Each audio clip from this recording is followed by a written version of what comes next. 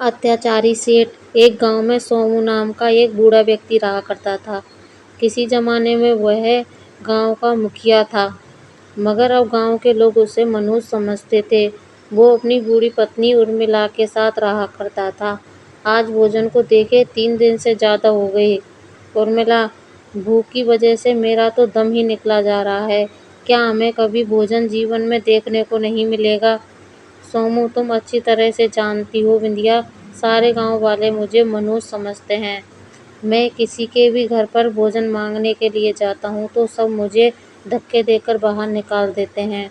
मैंने खुद 3 दिन से खाना नहीं खाया। उर्मिला, तो फिर क्या करें? जहर खाकर आत्महत्या कर लें? सोमू, अफसोस की बात यह है बिंदिया कि हम दोनों के पास जहर खाने तक के भी पैसे नहीं हैं। अचानक उर्मिला मुखिया से बातें करते करते बेहोश हो गई। सोमू, होश में आओ उर्मिला, होश में आओ। मुखिया के झकझोरने पर उर्मिला को होश आ गया। सोमू, जब मैं गांव में मुखिया था तो मैं किसी को भी भूखे पेट नहीं रख सकता था। मैंने अपना सारा धन निर्धन लोगों को मदद करने में लगा दिया, मगर आज जब मेरा बुरा समय आया तब कोई भी मेरी मदद करने के लिए तैयार नहीं। अरे, मदद करना तो बहुत दूर की बात है, कोई मुझे 2 वक्त की रोटी देने को तैयार नहीं। लेकिन तुम चिंता मत करो, तुम कुछ देर यहाँ पर आराम करो, मैं कहीं ना कहीं से इंतजाम करके लाता हूँ। इतना बोलकर मुखिया गांव के नए मुखिया बाबूलाल के घर पर चला गया। बाबूलाल उस समय अपने 10 वर्षीय पुत्र के साथ खेल रहा था। दरवाजा खटखटाने के आवाज। बाबूलाल, अरे, अब इतनी रात को कौन आ गया? मैं तो मुखिया बनकर पछता रहा हूँ। सारे गांव वाले समझते हैं कि उन सब ने मुझे वोट देकर बहुत बड़ा एहसान कर दिया है। उन मूर्खों को इस बात का एहसास तक नहीं कि उन्हें वोट देने से पहले मैंने उनकी कितनी सेवा की है। लाखों इन गांव वालों पर लुटा दिया, जिसे देखो मुंह उठाकर रात में मेरे दरवाजे पर मदद मांगने के लिए चला आता है। बाबूलाल दरवाजा खोलते हुए, तुम दरवाजे पर क्या कर रहे हो? सोमू भाई, मैं और मेरी पत्नी 3 दिन से भूखे हैं। अगर तुम्हारे घर में कुछ रोटियां पड़ी हो तो वो मुझे दे दो। बाबूलाल, देखो सोमू, तुम्हारी जगह अगर कोई और होता तो मैं उसे कुछ खाने को भोजन दे देता, मगर तुम्हारी बात अलग है। यहाँ से निकल जाओ इससे पहले कि मैं अपने दरवाजे से तुम्हें धक्के देकर बाहर निकाल दूं। सोमू, आखिर मेरी गलती क्या है? बाबूलाल, गलती यह है कि तुम एक मनुष्य हो, तुम हमारे गांव के लिए सांप हो। मुझे तो डर है कि अगर तुम कुछ देर यहाँ और ठहरे तो कहीं मेरे घर में कोई अनहोनी ना हो जाए।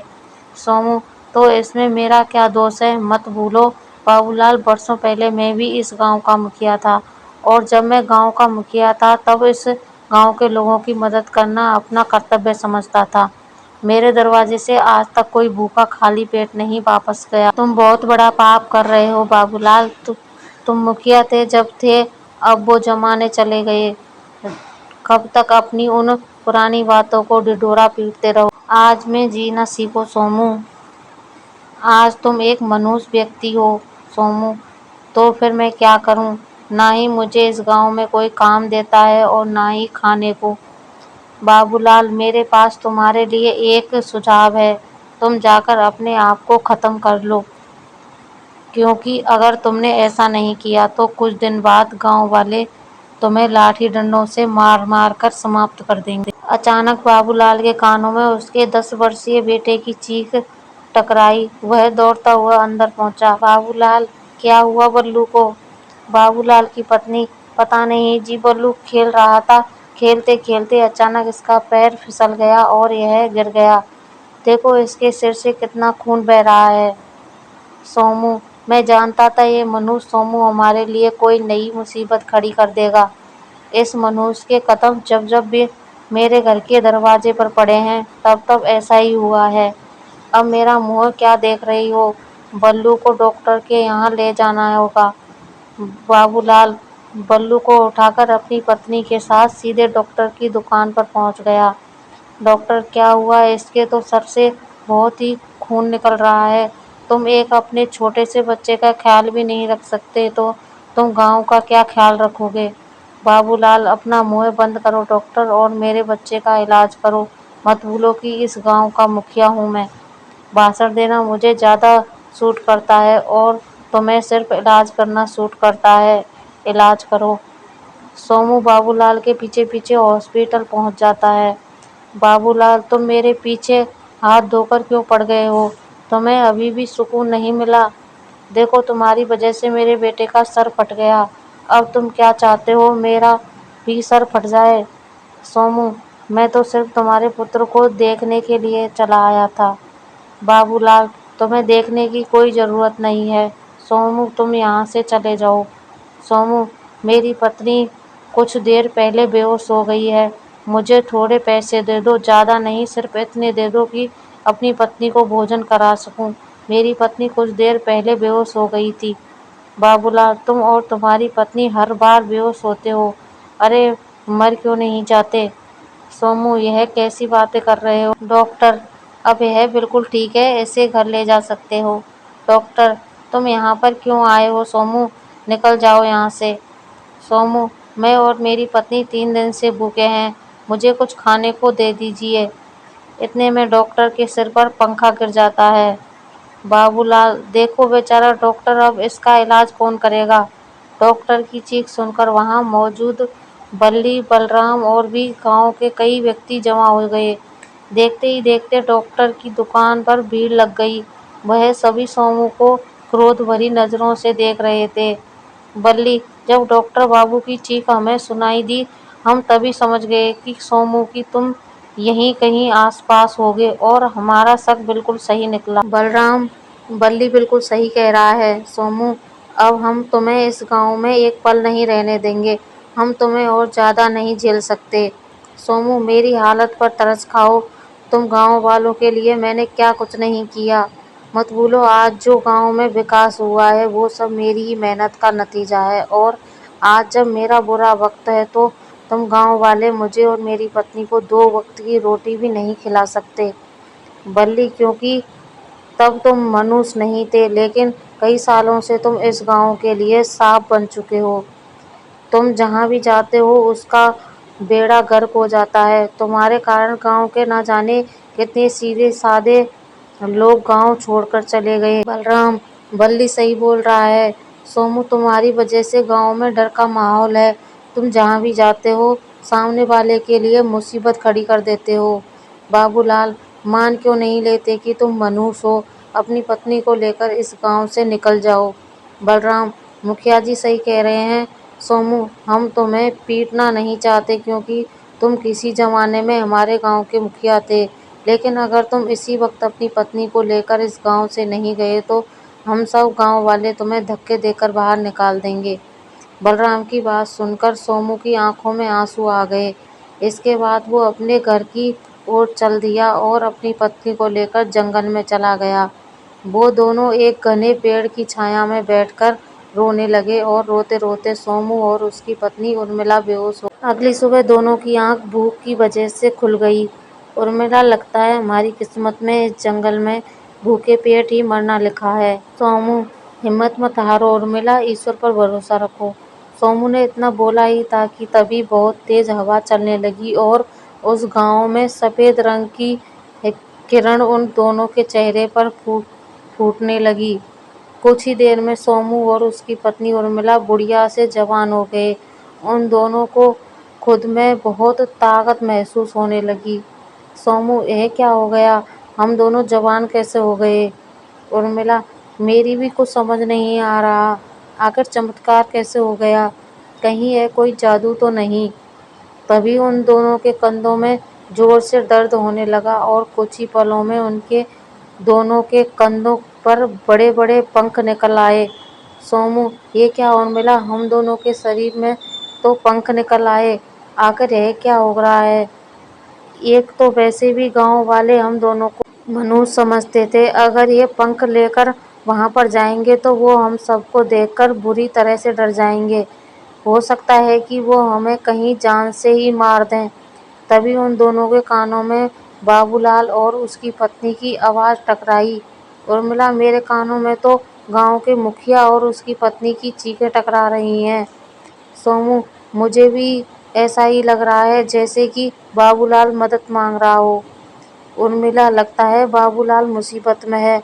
हमें उनकी मदद करनी चाहिए। सोमू, मैं उसकी मदद कभी नहीं कर सकता। कल रात में उसके दरवाजे पर तुम्हारे लिए भोजन मांगने गया तो उसने मुझे कितना अपमानित किया, और तो और उसने गांव वालों के साथ मिलकर मुझे और तुम्हें गांव से धक्के देकर बाहर निकाल दिया। उर्मिला, ऐसा नहीं कहते, मत भूलो कि तुम जब गांव के मुखिया थे तब तुम लोगों की मदद किया करते थे। शायद ये पंख हमें लोगों की मदद करने के लिए ही दिए गए हैं।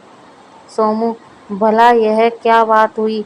एक तो कुछ सालों से वैसे भी हम दोनों गांव वालों से अपमानित हो रहे हैं, धक्के खा रहे हैं, और ऊपर से तुम बोल रही हो कि ईश्वर ने हमें ये पंख उन लोगों की मदद करने के लिए दी हैं। उर्मिला, जो भी हो, एक बार चलकर देखते हैं। सोमू, तुम्हारी बात तो सही है उर्मिला, लेकिन हम दोनों अभी भी इस रहस्य को नहीं समझ पाए हैं कि हम दोनों अचानक जवान कैसे हो गए और ये पंख कैसे निकल आए। हम दोनों कोई चिड़िया या पक्षी तो नहीं। हमें तो ये भी नहीं पता कि इन पंखों का इस्तेमाल कैसे किया जाए।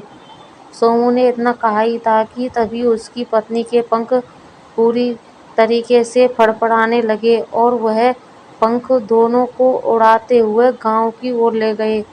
कुछ ही देर में सोमू और उर्मिला बाबूलाल की छत पर खड़े हुए थे। उन्होंने देखा कि बाबूलाल के घर में आग लगी हुई है और उसकी पत्नी कमरे में बंद है और बाबूलाल बाहर से मदद की गुहार लगा रहा था। उर्मिला, मेरा अंदाज सही निकला। उर्मिला की पत्नी मुसीबत में है। बल्ली, ये चमत्कार कैसे हो गया? सोमू भैया, तुम तो बूढ़े थे, जवान कैसे हो गए? सोमू, यह चमत्कार कैसे हुआ हम दोनों को भी नहीं पता, लेकिन तुम सब क्यों नहीं सोचते कि तुमने हम दोनों पति पत्नी के साथ जानवरों से भी बदतर व्यवहार किया। हम दोनों पति पत्नी 3 दिन तक भूख प्यास से तड़पते रहे, मगर तुम में से किसी ने भी रोटी का एक टुकड़ा तक हम दोनों को खाने को नहीं दिया। इसके बावजूद भी जब भी तुम पर मुसीबत पड़ी तो मैंने और मेरी पत्नी ने मदद की। बाबूलाल, मुझे माफ़ कर दो सोमू, अब मुझे अपनी गलती का पछतावा हो रहा है। तुम बिल्कुल सही कह रहे हो। मैंने तुम्हें एक बार नहीं बल्कि पता नहीं कितनी बार अपमानित करके अपने घर के द्वार से धक्के देकर बाहर निकाला, और आज जब मेरी पत्नी आग में जल रही है तो तुमने ही मेरी मदद की। हम सब गांव वालों को क्षमा कर दो। सोमू, नहीं, मैं तुम सब गांव वालों को कभी क्षमा नहीं कर सकता और तुम सबके बुरे व्यवहार को मैं कभी नहीं भूल सकता। तुम सब लोगों ने मुझे मनहूस कहकर मेरी और मेरी पत्नी का बहुत अपमान किया है। अब मैं और मेरी पत्नी इस गांव में कभी नहीं आएंगे। तभी फिर से तेज हवा चलने लगी और उस तेज हवा में रोशनी फूटने लगी। अचानक उन रोशनी की किरणों से एक साधु प्रकट हो गया जो सोमू और उर्मिला की तरफ देखकर रहस्यमय अंदाज में मुस्कुरा रहा था। साधु, इन गांव वालों की कोई गलती नहीं है सोमू। अगर किसी भी मनुष्य की वजह से किसी के घर पर कोई आपदा आ जाती है तो ये हर बार ऐसा ही हो तो वो मनुष्य उस मनुष्य के साथ दुर्व्यवहार ही करेगा। सोमू, आप कौन हैं? साधु, तुम्हें सब याद आ जाएगा और तुम्हारे सारे सवालों के जवाब भी मिल जाएंगे। मैं जानता हूँ कि तुम दोनों जवान कैसे हुए और तुम दोनों के शरीर पर ये पंख कैसे निकल आए। सोमू, तो हमें बताइए साधु महाराज, आखिर ये सब कुछ हो क्यों रहा है और इस चमत्कार की वजह क्या है? साधु, तो सुनो, तुम दोनों इस गांव में रहने वाले नहीं हो। तुम दोनों इस पृथ्वी के जादुई जंगल के वासी हो, जहाँ पर लोग बूढ़े नहीं होते, उन सबके पंख भी होते हैं। एक दिन मैं उस जादुई जंगल में तपस्या कर रहा था। तपस्या करने के बाद मुझे बहुत जोर से भूख और प्यास लगी थी। तभी तुम दोनों उड़ते हुए उस जंगल में आ गए और वहाँ मौजूद एक जादुई तालाब में पानी पीने लगे और एक वृक्ष से मीठे फल खाने लगे। तुम दोनों उस जंगल के राजा रानी थे। मैं तुम्हारी आज्ञा के बगैर उस तालाब में पानी नहीं पी सकता था और ना ही उस वृक्ष के मीठे फल खा सकता था। मैंने जब तुमसे खाने के लिए फल और पीने के लिए पानी मांगा तो तुमने मुझे अपमानित करके जंगल से निकल जाने के लिए कहा और इसलिए मैंने तुम्हें श्राप दे दिया। तुम दोनों साधारण मनुष्य बन गए। इस श्राप के कारण तुम दोनों को कुछ भी याद नहीं रहा और ना ही इन गांव वालों को कि तुम दोनों इस गांव के वासी नहीं हो। मैं तुम्हें एहसास दिलाना चाहता था कि भूख और प्यास क्या होती है, लेकिन जब मैंने देखा कि तुम दोनों साधारण मनुष्य बनकर भी आराम का जीवन व्यतीत कर रहे हो, इसलिए मैंने अपनी शक्ति से तुम्हें एक मनुष्यत का श्राप भी दे दिया। मनुष्य होने की वजह से सारे गांव वाले तुम्हें अपमानित करने लगे और तुम भूख प्यास से में रहने लगे।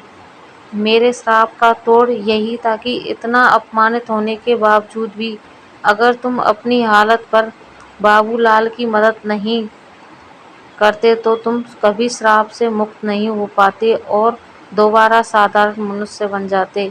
इतना कहकर उस साधु ने अपना हाथ सोमू और उर्मिला के आगे कर दिया। साधु के हाथ में सफेद किरणें निकलने लगी जो सोमू और उर्मिला के माथे पर टकराईं। किरणें टकराती हुई सोमू और उर्मिला को सब कुछ याद आ गया। सोमू, हमें क्षमा कर दीजिए साधु महाराज, हमें सब याद आ गया। सब अब हम अपने जंगल में हर आने वाले साधारण मनुष्य और साधु का ख्याल रखेंगे। हमें आज्ञा दीजिए साधु महाराज, हमारे राज्य परिवार वाले हमारी प्रतीक्षा कर रहे हैं। साधु, ठीक है, अब तुम दोनों अपने घर जा सकते हो। इस कहानी से आपने क्या सीखा नीचे कमेंट में हमें ज़रूर बताइएगा। कहानी अच्छी लगे तो लाइक शेयर करें। चैनल को सब्सक्राइब नहीं किया है तो सब्सक्राइब कर लें। ऐसे ही अच्छी अच्छी कहानियों से जुड़े रहिए। धन्यवाद।